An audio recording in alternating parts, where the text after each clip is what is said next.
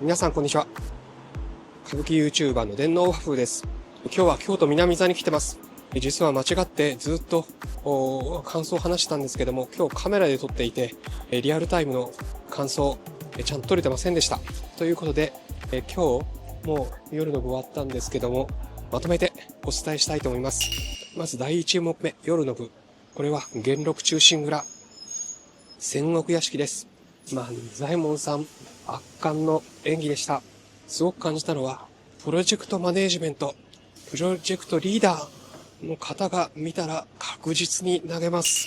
2年間のプロジェクト、この吉良上野介を倒すという2年間のプロジェクト、よくこれについてきてくれたという言葉、泣けます。そして、それを途中追求する梅玉さんの戦国が問います。もともと300人部下がいたはずなのになんで四十七士になったんだと。そこで二左衛門さん、大石内蔵助答えます。親とも別れたと、この討ち入りのためにと。そして妻子も捨てたと。そして途中いろんな事件もあったと。それでも残ったのがこの四十七士だというのも泣けます。そしてまた戦国が問います。お前たちの敵は吉良上野介じゃないだろうと。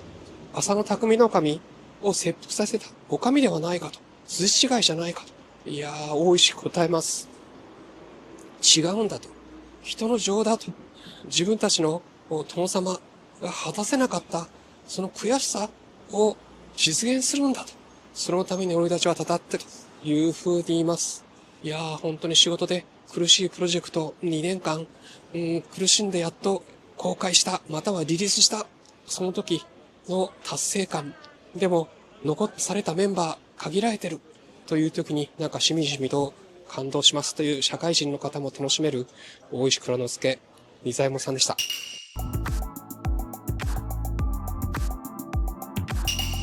その次の重ね。以前、私テレビで二左衛門さんと玉三郎さんのこの重ねを見たことがあります。ちょっとそれがすごく美しくて怪しくて印象残ってます。ということで、今回は万寿さん、重ねが万寿さん、そして与右衛門愛之助さんが救援されてるんで、万太郎さんですという万々コンビです。ただ正直言って、私にはこれは悪い与右衛門が重ねじゃなくて、重ねのお母さんと、まるで争ってるように見ました。どうしても、万寿さん、年齢重ねてるというところもあります。なんで、不義三つをした、女性の旦那を殺してしまったと。で、その相手の娘とも、実は、結ばれてしまったという時に、その不倫の奥さんが怒る。そして自分が妊娠しているということで、一緒に逃げてくれ。でも殺される。で呪うという今のワイドショーネタになりそうな話でした。ただこれ四谷怪談と同じように律や南北のもともと色模様をちょっと仮豆という話です。なんで本当に四谷怪談と似た部分もあります。人の業なのかもしれません。本当にこれ清本の舞踊、そしてタイトルにちょっととありますけども、本当にドロドロして重い話です。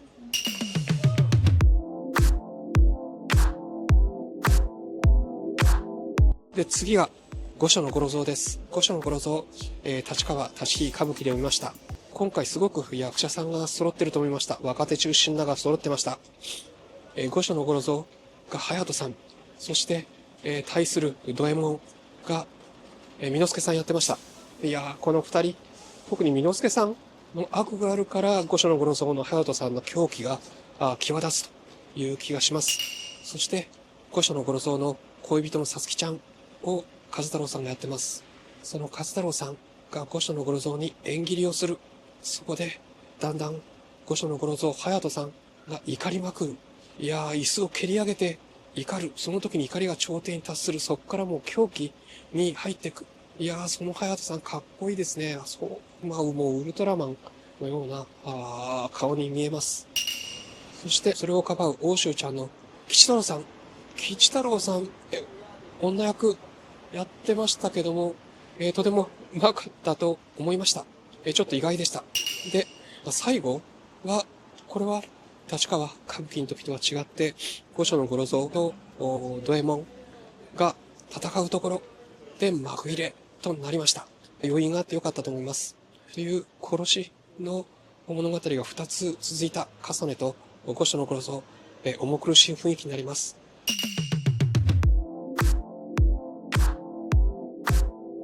そこで最後、一期実施です。すごい鴈治郎さんワールドでした。鴈治郎さんと鷹之助、そして万太郎さんです。いやーでも、例えば鷹之助さんと万太郎さんがそれぞれ踊ってるとき、後ろで布袋さんのような鴈治郎さん、休んでるんですけども、落ち着きないんですよね。もうこうやって心配そうに見たり、下向いたり、可愛かったです。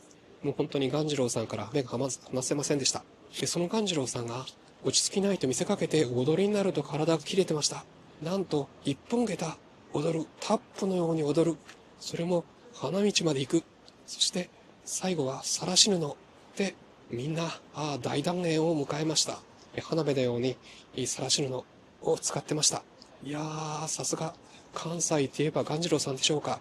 まあ最初の仁左衛門さんでパッと目を引いて、最後は鴈治郎さんで明るく終わった関西の歌舞伎でした。